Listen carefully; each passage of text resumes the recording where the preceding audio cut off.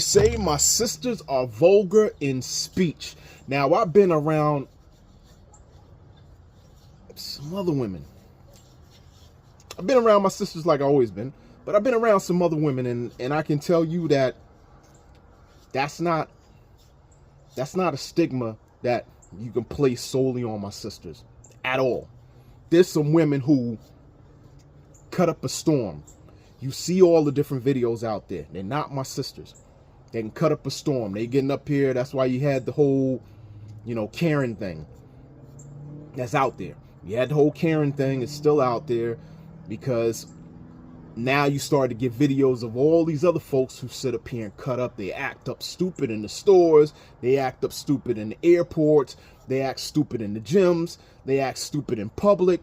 They're doing all kind of carrying out the mouth, saying all kind of crazy stuff. So that's not a stigma for my sisters.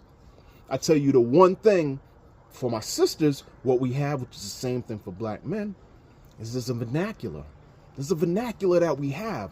The funny thing is, the vernacular that we have, which is only associated to our own culture, somehow that's seeped into the main culture, this main society, these other cultures.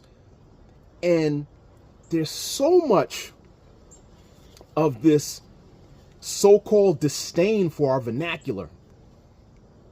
The way my sisters talk, they have their different words that they create, or not even create the words, but take the words and they have a different meaning. Their own vernacular. But yet you see all these other cultures copying that vernacular. It's the worst in the world. You look at my sister and you're like, oh, they're ignorant. They got no high IQs. They're unintelligent. They got all these anger issues, all this stuff. But yet for some reason, the vernacular that they use within themselves, it gets pushed out into the main society. And then you start hearing these other women using the same type of words, trying to utilize the same meaning. But yet, my sisters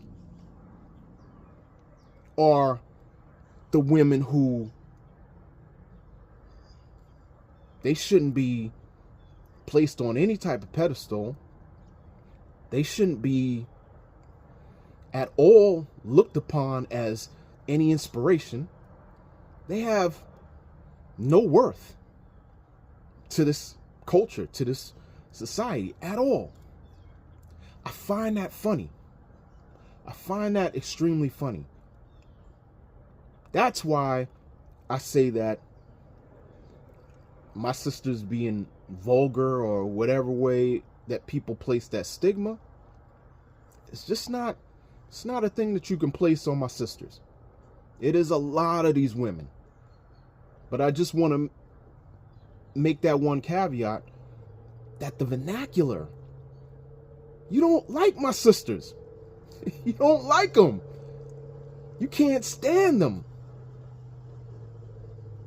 They're not anything that you would want your sons to be around, your kids to be around, all kind of stuff. But yet, the vernacular that they create and that they have, it's cool. That's what it is. It's cool. You won't be in the know if you don't use that vernacular. You won't be in the know.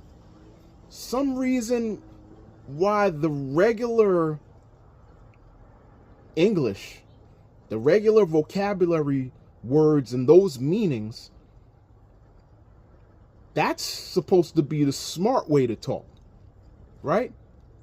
But somehow you want to come and you want to adopt the things that my sisters say, and you want to utilize it and use the same meaning because you realize that the other smart vocabulary and all the other words and stuff like that, the way they use those meanings, that doesn't make you a part of the cool crowd.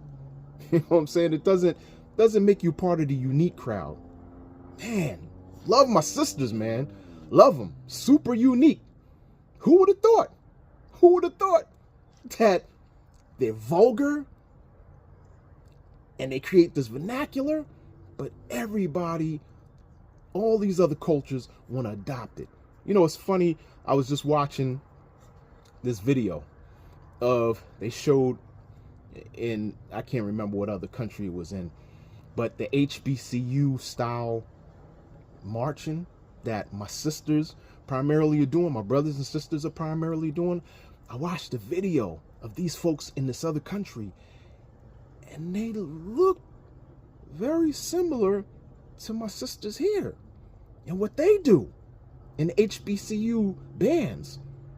I love it, man. Love it. Anyway, I'm gonna catch you on the next one. Peace out.